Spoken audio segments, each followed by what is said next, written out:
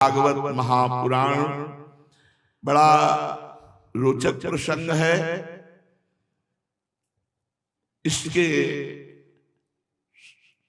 प्रसंग से हमें भावना बनती है कि हमारी लाडली जो कितनी सुंदर होंगी। एकांत में द्वारिकाधीश हैं तो हमारे ब्रजेंद्र नंदन ही, एकांत में राधा राधा राधा, और जब कोई आ जाता तो शांत हो जाते, राधा राधा करके अश्रु मोचन करते। एक दिन रुक्मिणी जी ने देखा और छुप गए, तो देखा प्रभु विकल हो गए, राधा राधा अश्रु प्रवाह।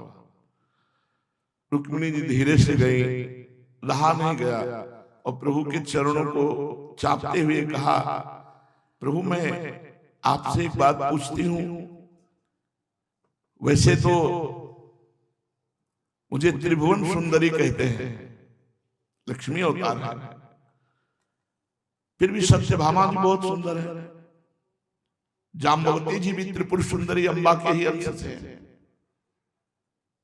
कालिंदी जी भी स्वयं सुंदरता का स्वरूप है। हम अष्टपट रानियां 16,100 रानियां, क्या कोई ऐसा नहीं है कि राधा की स्मृति को खींच सके, कि आपके हृदय में जो राधा की स्मृति बैठी है वो स्मृति चुरा ले? हम में से कोई सुंदर नहीं है। भगवान ने कहा कि नहीं, तुम सब बहुत सुशील सुंदर सेवापरायण हो, पर राधा तो राधा ही है। कहा प्रभु हम में कोई सुंदर नहीं, उनका राधा तो राधा ही है। तो कहा प्रभु एक बार मुझे देखने का अवसर कभी मिलेगा? तो भगवान ने कहा कि ब्रजजन यहां आएंगे नहीं, और आपको लेकर ब्रजजनों के बीच में हम पहुंच नहीं सकते। कभी कोई ऐसा अवसर लगे तो हो सकता है, नहीं तो असंभव सा लगता है। राधा किशोरी के दर्शन असंभव सा लगता है। तो एक समय सर्वग्रास सूर्य ग्रहण लगा, ऐसा प्रलय के समय लगता है। मनुष्यों को ज्योतिषियों के द्वारा उस ग्रहण का पहले से ही पता चल जाता है। इस महान पर्व में संपूर्ण देश के लोग कुरुक्षेत्र में आते हैं। समंत पंचक क्षेत्र है, जहां शस्त्रधारियों में श्रेष्ठ भगवान परशुराम जी ने पृथ्वी को क्षत्रियहीन करके राजाओं की रुधिर धारा से 5 कुंड बनाए थे। कोई साधारण मनुष्य अपने पाप की निवृत्ति के लिए जैसे प्रायश्चित करता है, वैसे ही सर्वशक्तिमान भगवान परशुराम ने अपने साथ कर्म का कुछ संबंध न होने पर भी लोक मर्यादा की रक्षा के लिए वहीं पर यज्ञ किया था। इस सर्वग्रहण सूर्य ग्रहण में भारतवर्ष के सभी प्रांतों की जनता प्राय आती है कुरुक्षेत्र में।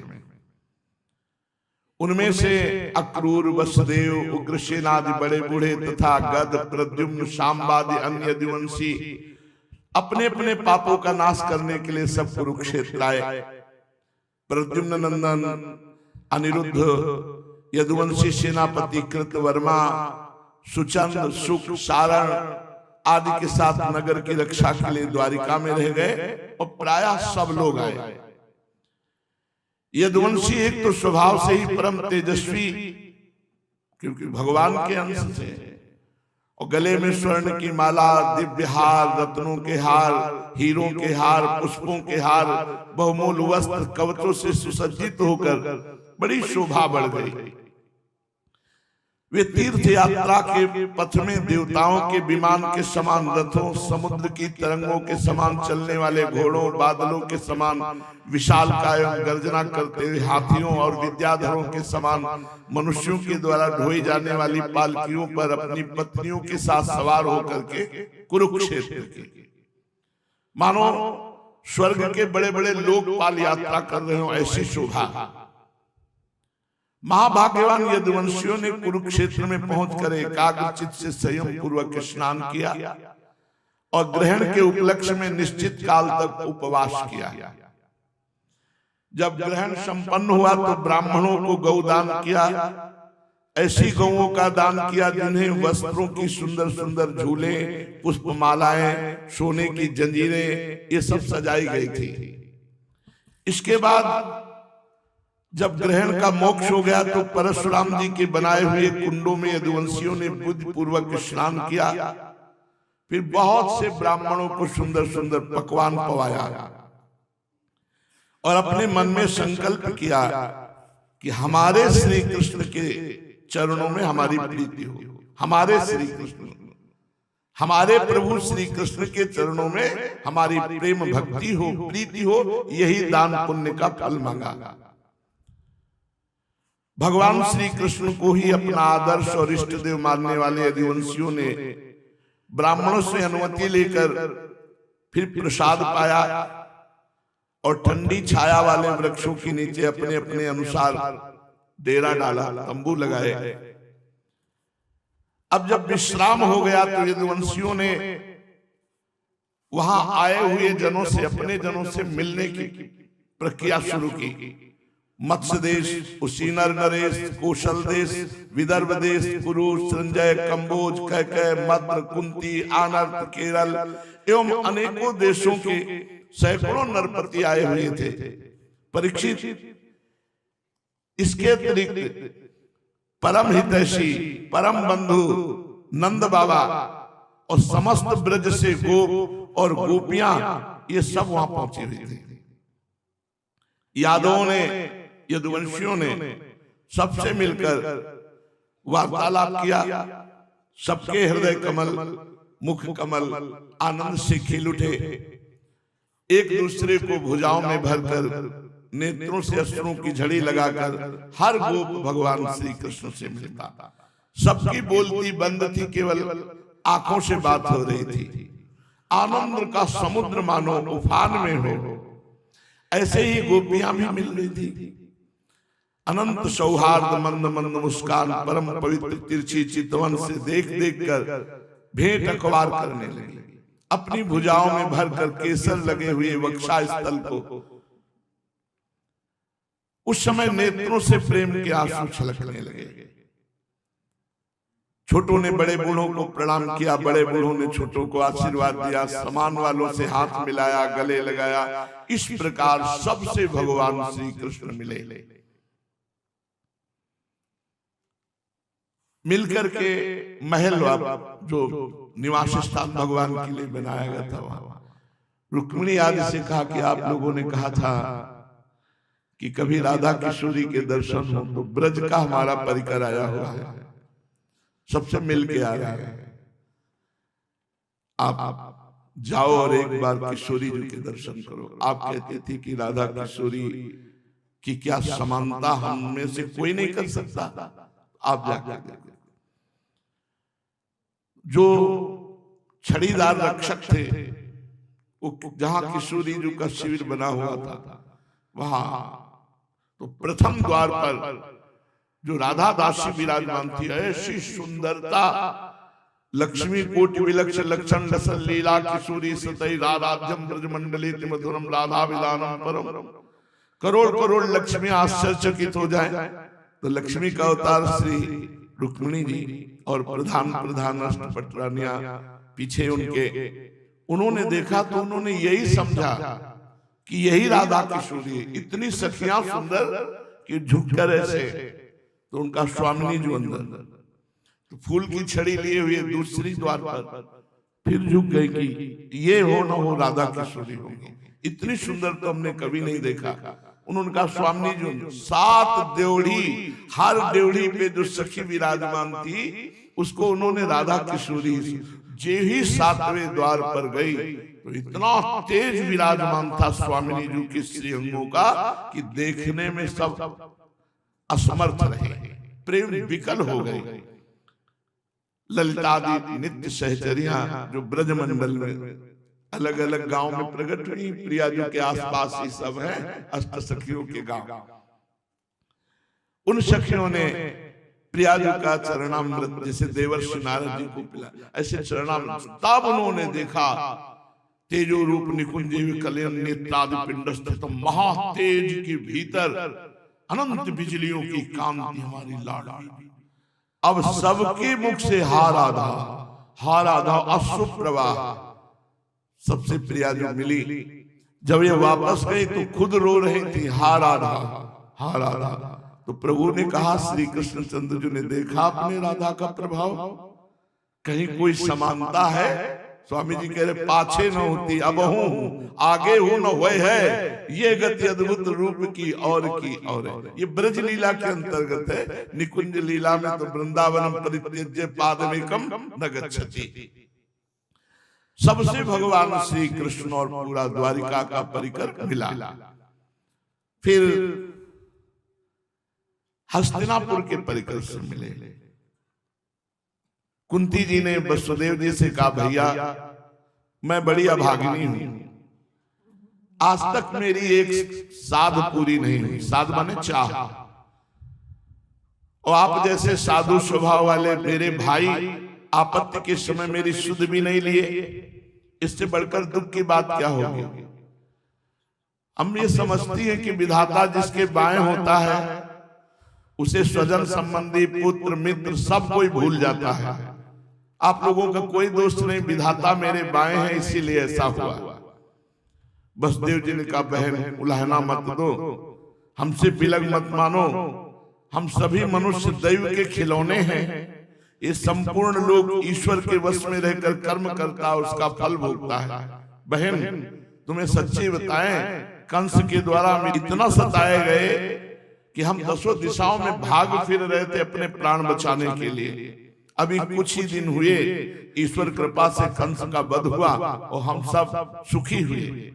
श्री सुखदेव जी कहते हैं, परीक्षित वहां जितने भी नरपति आए थे, वसुदेव जी, उग्रसेन, यदुवंशियों ने खूब मिलकर सब राजाओं का सम्मान किया। भगवान श्री कृष्ण का दर्शन पाकर परमानंद में अनुभव करते हुए समस्त राजा शांति का अनुभव किए। परीक्षित भीष्म पितामह, द्रोणाचार्य, धृतराष्ट्र, दुर्योधन आदि पुत्रों के साथ गांधारी, पत्नियों के सहित युधिष्ठिर आदि पांडव, कुंती, संजय, विदुर, कृपाचार्य, कुंती भोज, विराट, भीष्मक, महाराज नग्नजित, पुरजित, द्रुपद, शल्य, धृष्टकेतु, काशी नरेश, दम्भोज, विशालाक्ष, मिथिला नरेश, मद्र नरेश, कैकेय नरेश, युधामन्यु, सुशर्मा, अपने पुत्रों के साथ वाल्ही और दूसरे भी युधिष्ठिर के अनुयायी नरपति भगवान श्री कृष्ण का परम सुंदर स्वरूप देखकर विस्मित हो गए, आनंदित हो गए। वे बलराम जी तथा भगवान श्री कृष्ण से भली भांति सम्मान प्राप्त करके बड़े आनंद से श्री कृष्ण के स्वजनों यदुवंशियों की प्रशंसा करने लगे। उन लोगों ने मुख्यतः उग्रसेन जी को संबोधित करके कहा, भोजराज उग्रसेन जी, सच पूछिए तो इस जगत में मनुष्यों में आप लोगों का जीवन ही सफल है, धन्य है, धन्य है, धन्य है। क्योंकि जिन श्री कृष्ण का दर्शन बड़े बड़े योगियों के लिए भी दुर्लभ है, उग्रसेन जी आप रोज देखते रहते हैं उन्हीं प्रभु को। वेदों ने बड़े आदर के साथ भगवान श्री कृष्ण की कीर्ति का गान किया है। भगवान श्री कृष्ण के चरण धोवन का जल गंगा जल, उनकी वाणी शास्त्र और कीर्ति इस जगत को अत्यंत पवित्र कर रही है। अभी हम लोगों के जीवन की ही बात है, समय के फेर से पृथ्वी का सारा सौभाग्य नष्ट हो चुका था, परंतु भगवान श्री कृष्ण के चरण कमलों के स्पर्श से पृथ्वी में फिर समस्त शक्तियों का संचार हो गया। अब वो फिर हमारी समस्त अभिलाषाओं मनोरथों को पूर्ण करने लगी। उग्रसेन जी, आप लोगों का श्री कृष्ण के साथ गोत्र संबंध है। यही नहीं, आप हर समय उनका दर्शन और स्पर्श प्राप्त करते रहते हैं। आप उनके साथ चलते हैं, बोलते हैं, सोते हैं, बैठते हैं, खाते पीते हैं। यूं तो आप लोग गृहस्थी की झंझटों में फंसे रहते हैं, जो सीधा नरक का मार्ग है यदि भजन ना हो तो। परंतु आप लोगों के घर में सर्वव्यापक भगवान श्री हरि मूर्तिमान रूप से निवास करते हैं, जिनके दर्शन मात्र से स्वर्ग और मोक्ष तक की अभिलाषा मिट जाती है। श्री सुखदेव जी कहते हैं परीक्षित, इसके बाद नंद बाबा अपने परिकर के साथ श्री कृष्ण और बलराम जी से मिले। नंद आदि गोपों को देखकर सब आनंद से युक्त हो गए और इस प्रकार खड़े हुए मानो मृत शरीर में प्राणों का संचार हो गया हो।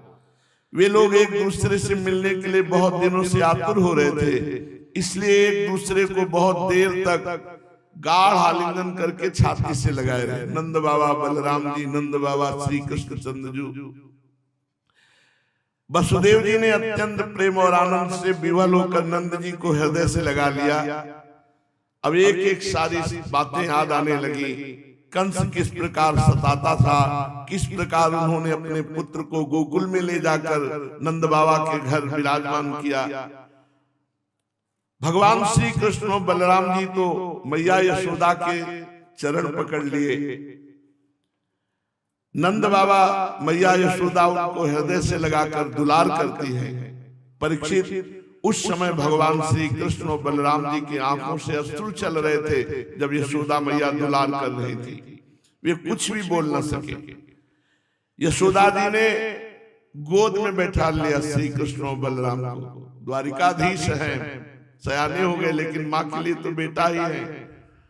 और भुजाओं में भरकर गाढ़ा आलिंगन करके चिरकाल तक अपने हृदय से लगाए रखा।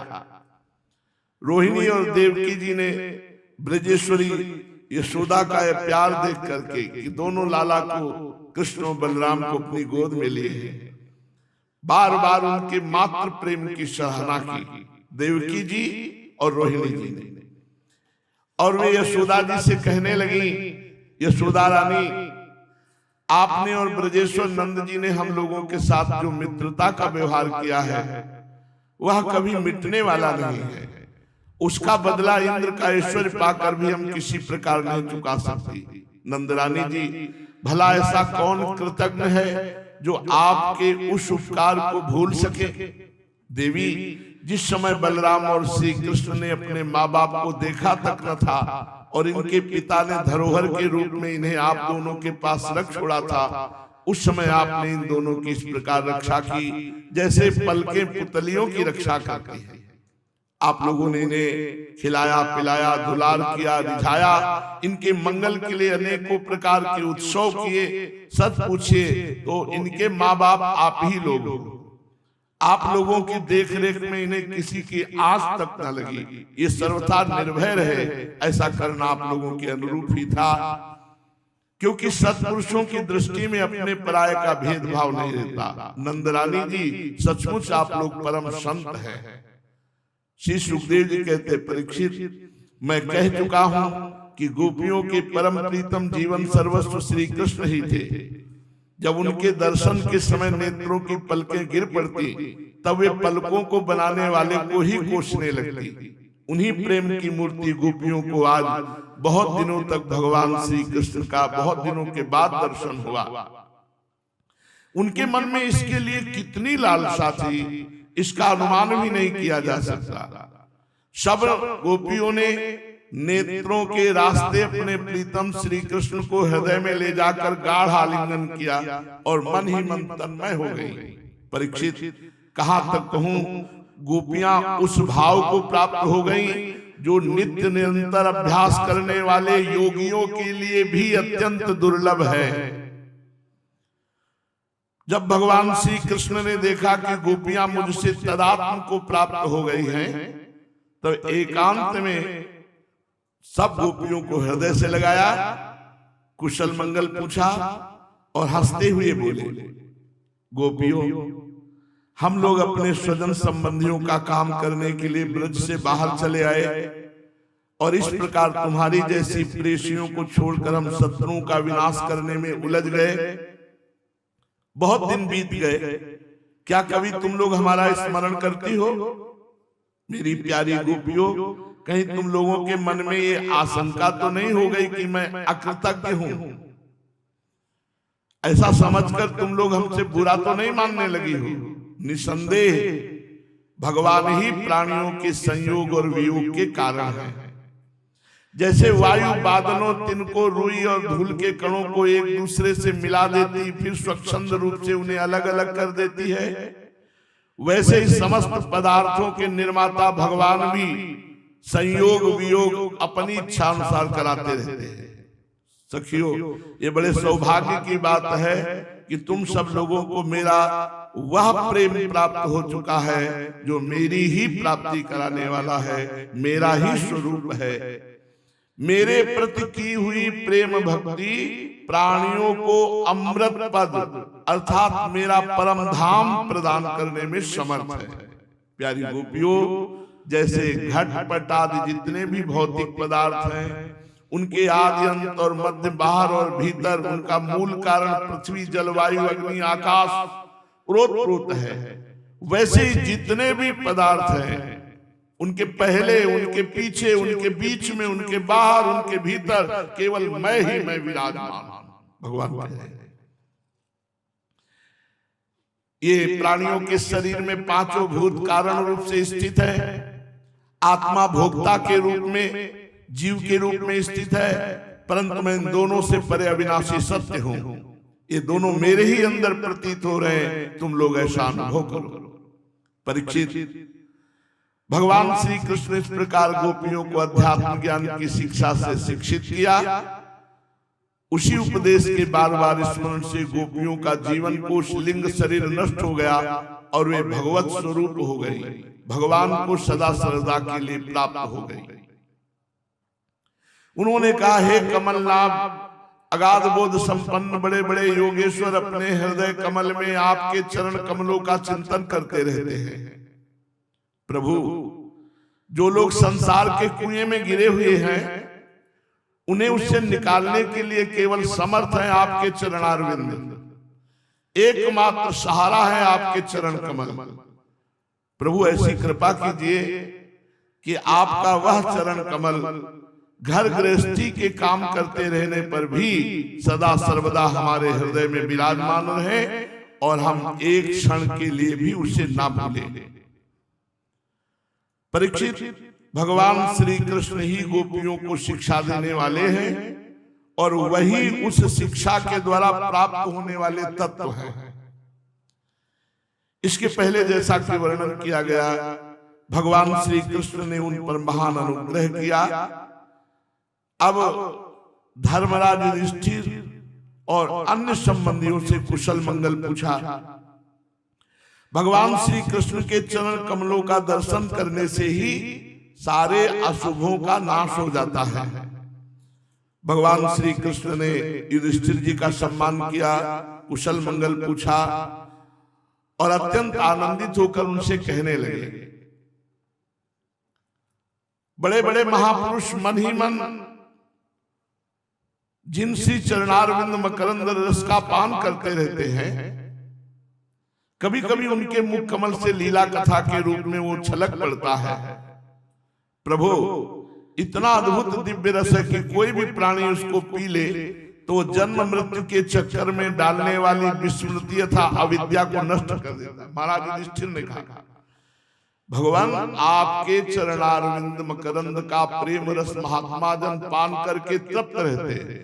कभी कभी उमंग आती है तो जब गान करते हैं आपकी लीला कथा, तो उस लीला कथा में इतनी सामर्थ्य है कि वो अविद्या को नष्ट कर देती, जन्म मरण के चक्र में डालने वाली अविद्या को नष्ट कर देती है। बड़े भाग्यशाली लोग हैं जो अपने कानों से आपकी लीला कथा जी भर करके पीते हैं। जो आपकी कथा एक बार भी सुनते हैं उनका मंगल नहीं हो सकता। भगवान, आप एक रस ज्ञान स्वरूप और अखंड आनंद के समुद्र हैं। बुद्धि वृत्तियों के कारण होने वाली जागृत स्वप्न सुषुप्ति ये तीनों अवस्थाएं आपके स्वयं प्रकाश स्वरूप तक पहुंच ही नहीं पाती, दूर से ही नष्ट हो जाती है। हे श्री कृष्ण, आप परमहंसों की एकमात्र गति हैं। समय के फेर से वेदों का ह्रास होते देखकर उनकी रक्षा के लिए आपने अपनी अचिंत्य योग माया के द्वारा मनुष्य का सा शरीर ग्रहण किया है। हम आपके चरणों में बार बार नमस्कार करते हैं। परीक्षित, जिस समय दूसरे लोग इस प्रकार भगवान श्री कृष्ण की स्तुति कर रहे थे, उसी समय यदुवंशी और कौरव कुल की स्त्रियां एकत्र होकर आपस में भगवान की त्रिभुवन विख्यात लीलाओं का वर्णन कर रही थी। अब मैं उनकी बातें तुम्हें सुनाता हूं। द्रौपदी जी ने कहा, हे रुक्मिणी जी, हे भद्रे, हे जाम्बवती, हे सत्य, हे सत्यभामे, हे कालिंदी, हे सैव्य, हे लक्ष्मणी, हे रोहिणी और अन्य श्री कृष्ण पत्नियों, तुम लोग हमें ये बताओ कि स्वयं भगवान श्री कृष्ण ने अपनी माया से लोगों का अनुकरण करते हुए तुम लोगों का किस प्रकार पाणी ग्रहण किया। रुक्मिणी जी ने कहा, द्रौपदी जी, जरासंध आदि सभी राजा चाहते थे कि मेरा विवाह शिशुपाल के साथ हो। इसके लिए सभी शस्त्र अस्त्र से सुसज्जित होकर युद्ध के लिए तैयार थे, परंतु भगवान मुझे वैसे ही हर लाए जैसे सिंह बकरी और भेड़ों के झुंड में से अपना भाग छीन ले जाए। क्यों न हो, जगत में जितने भी अजय वीर हैं उनके मुकुटों पर श्री कृष्ण की चरण धूलि शोभायमान होती है। द्रौपदी जी, मेरी तो यही अभिलाषा है। रुक्मिणी जी कहती है कि भगवान के वे ही समस्त संपत्ति और सौंदर्य के आश्रय चरण कमल जन्म जन्म मुझे आराधना करने के लिए प्राप्त हो, जन्म जन्म में उनकी चरण सेवा में लगी रहूं। फिर सत्यभामा जी ने कहा, द्रौपदी जी, मेरे पिताजी अपने भाई प्रसेन की मृत्यु से बहुत दुखी हो रहे थे, अतः उन्होंने उनके वध का कलंक भगवान पर लगा दिया। उस कलंक को दूर करने के लिए भगवान ने ऋक्षराज जाम्बवान पर विजय प्राप्त की और वह रत्न लाकर मेरे पिता को दे दिया। अब तो मेरे पिताजी मिथ्या कलंक लगाने के कारण डर गए। यद्यपि वे दूसरे को मेरा वाग्दान कर चुके थे, फिर भी उन्होंने समंतक मणि के साथ भगवान के चरणों में मुझे समर्पित किया। और मैं यही चाहूंगी, सत्यभामा जी कह रहे कि जन्म जन्म मुझे भगवान के चरणों की सेवकाई मिले। जाम्बवती जी ने कहा, द्रौपदी जी, मेरे पिता ऋक्षराज जाम्बवान को इस बात का पता न था कि ये ही मेरे स्वामी सीतापति हैं, इसलिए 27 दिन रात लड़ते रहे। 28वें दिन जब उन्होंने जाना कि ये हमारे भगवान श्री राम हैं, तब इनके चरण कमल पकड़कर समंतक मणि के साथ उपहार के रूप में मुझे समर्पित कर दिया। मैं भी यही चाहती हूं कि जन्म जन्म इन्हीं की दासी बनी रहूं। कालिंदी जी, यमुना जी, कहा, द्रौपदी जी, जब भगवान को ये मालूम हुआ कि मैं उनके चरणों का स्पर्श करने की आशा अभिलाषा से तपस्या कर रही हूं, तब वे अपने सखा अर्जुन के साथ यमुना तट पर आए और मुझे स्वीकार कर लिया। मैं तो यही चाहूंगी कि भगवान श्री कृष्ण की घर बुहारने वाली मैं उनकी दासी बनी रहूं। यमुना जी ने कहा। मित्रविंदा जी ने कहा, द्रौपदी जी, मेरा स्वयंवर हो रहा था, वहां आकर भगवान ने सब राजाओं को जीत लिया, मुझे अपनी शोभामयी द्वारिकापुरी में ले आए। मेरे भाइयों ने भी मुझे भगवान से छुड़ाकर मेरा अपकार करना चाहा, परंतु उन्होंने, भगवान श्री कृष्ण ने उन्हें भी नीचा दिखा दिया। मैं भी ऐसा चाहती हूं कि जन्म जन्म भगवान के चरण धोने वाली मैं दासी बनी। सत्या जी ने कहा, द्रौपदी जी, मेरे पिताजी स्वयंवर में आए हुए राजाओं के बल पौरुष की परीक्षा के लिए बड़े बलवान और पराक्रमी तीखे सींग वाले 7 बैल रख छोड़े थे। उन बैलों ने बड़े बड़े वीरों का घमंड चूर चूर कर दिया था। उन्हें भगवान ने खेल खेल में झपट कर पकड़ लिया, नाथ लिया और बांध दिया, ठीक वैसे ही जैसे छोटे छोटे बच्चे बकरी के बच्चों को पकड़ लेते हैं।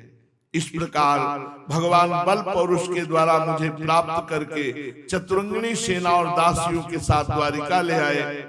मार्ग में जिन क्षत्रियों ने विघ्न डाला उन्हें जीत लिया। मेरी भी यही अभिलाषा है कि जन्म जन्म भगवान की मुझे सेवा का अवसर मिले। श्री भद्रा जी ने कहा, द्रौपदी जी, भगवान मेरे मामा के पुत्र हैं, मेरा चित्त इन्हीं के चरणों में अनुरक्त हो गया था। जब मेरे पिताजी को यह बात मालूम हुई, तब उन्होंने स्वयं भगवान को बुलाकर अक्षोणी सेना बहुत सी दासियों के साथ मुझे इन्हीं के चरणों में समर्पित कर दिया। मैं अपना परम कल्याण इसी में समझती हूँ कि कर्म के अनुसार मुझे जहां जहां जन्म लेना पड़े, मैं सर्वत्र इन्हीं भगवान श्री कृष्ण के चरण कमलों का संस्पर्श प्राप्त करूं। लक्ष्मणा जी ने कहा, रानी जी, देवर्षि नारद बार बार भगवान के अवतार लीलाओं का गान करते रहते थे। उसे सुनकर और सोचकर कि लक्ष्मी जी ने समस्त लोकपालों का त्याग करके भगवान का ही वर्ण किया, मेरा चित्त भगवान के चरणों में आसक्त हो गया। द्रौपदी जी, मेरे पिता बृहदसेन मुझ पर बहुत प्रेम रखते थे। जब उन्हें मेरा अभिप्राय मालूम हुआ कि मैं श्री कृष्ण से प्रेम करती हूँ, तब उन्होंने मेरी इच्छा की पूर्ति के लिए उपाय किया। द्रौपदी जी, जिस प्रकार पांडव वीर अर्जुन की प्राप्ति के लिए आपके पिता ने स्वयंवर में मत्स्य वेद का आयोजन किया था, उसी प्रकार मेरे पिता ने भी किया। आपके स्वयंवर की अपेक्षा हमारे यहाँ ये विशेषता थी कि मत्स्य बाहर से ढका हुआ था, केवल जल में ही उसकी परछाई दिख पड़ती थी। कहाँ मत्स्य ये दिखाई नहीं दे रहा, केवल जल में परछाई पड़ेगी और उसकी आंख को वेदना घूमते हुए मत्स्य, ये केवल भगवान ही कर सकते थे। जब ये समाचार राजाओं को मिला, तब सब ओर से समस्त अस्त्र शस्त्रों के तत्वों के हजारों राजा अपने अपने गुरुओं के साथ मेरे पिताजी की राजधानी में आने लगे। मेरे पिताजी आए हुए सभी राजाओं का बल पौरुष और अवस्था के अनुसार भलीभांत स्वागत सत्कार किया। उन लोगों ने मुझे प्राप्त करने की इच्छा से स्वयंवर सभा में रखे हुए धनुष और बाण उठाए। उनमें से कितने राजा तो धनुष पर प्रत्यंचा ही नहीं चढ़ा सके, धनुष को ज्यों का त्यों रख दिया। कईयों ने धनुष की डोरी को एक सिर से बांधकर दूसरे सिरे तक खींच लिया, परंतु उसे दूसरे सिरे से बांध न सके। ऐसा झटका लगा कि दूर गिरे जाके। रानी जी, बड़े बड़े प्रसिद्ध वीर जैसे जरासंध, अम्बष्ट नरेश, शिशुपाल, भीमसेन, दुर्योधन, कर्ण, इन लोगों ने धनुष पर डोरी चढ़ा तो ली, परंतु मछली की स्थिति का पता न लगा सके। पांडव वीर अर्जुन ने जल में उस मछली की परछाई देख ली और ये भी जान लिया कि मछली कहाँ है। बड़ी सावधानी से बाण छोड़ा, परंतु उससे लक्ष्य वेद न हुआ। उनके बाण ने केवल स्पर्श मात्र मछली का किया। रानी जी, इस प्रकार बड़े बड़े अभिमानियों का मान मर्दन हो गया।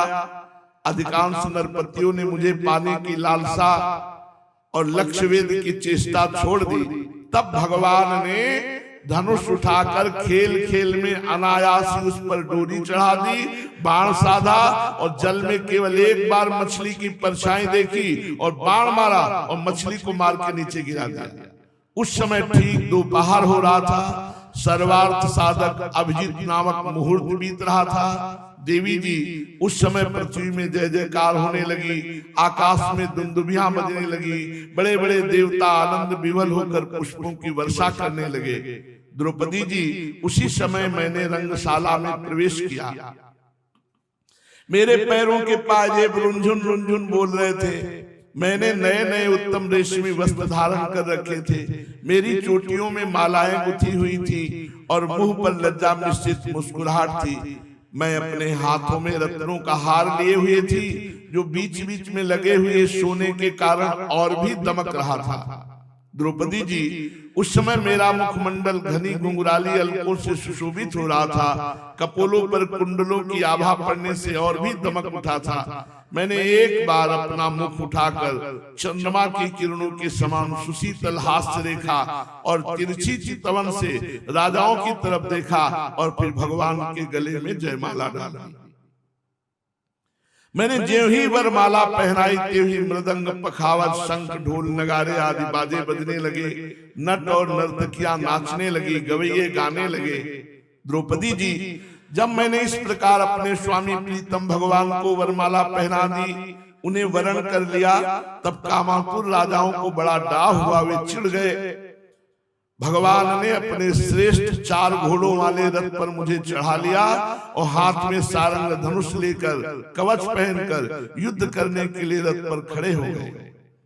दारुक ने सोने के साथ सामान से लदे हुए रथ को जब राजाओं के सामने से द्वारिका के लिए हाँक दिया, तो जैसे कोई सिंह हरिणों के बीच से अपना भाग ले जाए, उनमें से कुछ राजाओं ने धनुष लेकर युद्ध के लिए सज धज कर भगवान का पीछा किया। भगवान ने उन्हें सारंग धनुष की मार से ही रोक दिया। रानी जी, सारंग धनुष के छूटे हुए तीरों से किसी की बाह कट गई, किसी के पैर कट गए, किसी की गर्दन उतर गई। बहुत से लोग रणभूमि में सदा के लिए सो गए, बहुत से रणभूमि छोड़कर भाग गए। तदनंतर यदुवंश शिरोमणि भगवान ने सूर्य की भांति अपने निवास स्थान स्वर्ग और पृथ्वी में सर्वत्र प्रशंसित द्वारिका नगरी में मुझे ले आए। उस दिन द्वारिका नगरी सजाई गई थी। बहुत से जो वस्त्र आभूषण, दासी, रथ, घोड़े, हाथी दहेज में दिए गए थे। भगवान ने बड़ा मंगलमय समय पाणी ग्रहण किया। हमें लगता है कि हमने पूर्व जन्म में कोई बहुत बड़ी तपस्या की होगी, तभी हमें पति के रूप में श्री कृष्ण द्वारिकाधीश मिले। हम यही चाहते हैं कि आत्माराम भगवान श्री कृष्ण की मैं सदैव दासी बनी रहूं। 16,100 रानियों की तरफ से रोहिणी जी बोली, भौमासुर ने दिग्विजय के समय बहुत सी हम राजकुमारियों को जीतकर अपने महल में बंदी बना रखा था। भगवान ने जानकर युद्ध में भौमासुर और उसकी सेना का संहार कर डाला और स्वयं पूर्ण काम होने पर भी 16,100 हम राजकुमारियों से भगवान ने पाणी ग्रहण किया। रानी जी, हम सदा सर्वदा इन्हीं भगवान के चरण कमलों का चिंतन करती रहती थी, जो जन्म मृत्यु रूप संसार से मुक्त करने वाले हैं। साध्वी द्रौपदी जी, हम साम्राज्य, इंद्रपद, भोग, अनिमा, ऐश्वर्य, ब्रह्मा का पद, मोक्ष, सालोक्य, सारूप्य आदि मुक्तियां हम कुछ नहीं चाहते। हम केवल इतना चाहते हैं कि हमारे प्रीतम श्री कृष्ण अपने श्री चरण कमलों की सेवा में सदैव मुझे रखे। 16,100 रानियों ने कहा।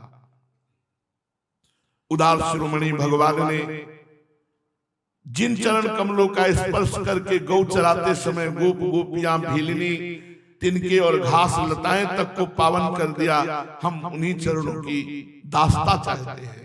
इस प्रकार द्रौपदी जी से 16,108 रानियों ने अपने मन की बात की। सर्वात्मा भक्त भयहारी भगवान श्री कृष्ण से कितना भगवान की पत्नियां प्रेम करती हैं, ये बात कुंती, गांधारी, द्रौपदी, सुभद्रा, दूसरी राजपत्नियों और भगवान की प्रीतमा गोपियों ने भी सुना। सब की सब उनका यह अलौकिक प्रेम देखकर अत्यंत मुग्ध, अत्यंत विस्मित हो गई। सबके नेत्रों में प्रेम के आंसू छलक आए। इस प्रकार जिस समय स्त्रियों से स्त्रियां और पुरुषों से पुरुष बातचीत कर रहे थे, उसी समय बहुत से ऋषि मुनि भी भगवान श्री कृष्ण का, बलराम जी का दर्शन करने के लिए आए। उनमें ये जगत पावन करने वाले ऋषियों के नाम हैं श्री कृष्ण द्वैपायन भगवान व्यासदेव जी, देवर्षि नारद जी, च्यवन जी, देवल जी, असित जी, विश्वामित्र जी, शतानंद जी, भरद्वाज जी, गौतम जी, अपने शिष्यों के साथ भगवान परशुराम जी, वशिष्ठ जी, गालो जी, भृगु जी, पुलस्त जी, कश्यप जी, अत्रि जी, मार्कंडे जी, बृहस्पति जी, द्वित, त्रित, एकत, सनक, सनंदन, सनातन, सनत कुमार जी, अंगिरा जी, अगस्त जी, याज्ञवल्क्य जी और वाम जी। ये बड़े बड़े ऋषि भगवान के दर्शन करने के लिए आए। सब घेरे बैठे हुए हैं, मध्य में भगवान बैठे और चर्चा हो रही।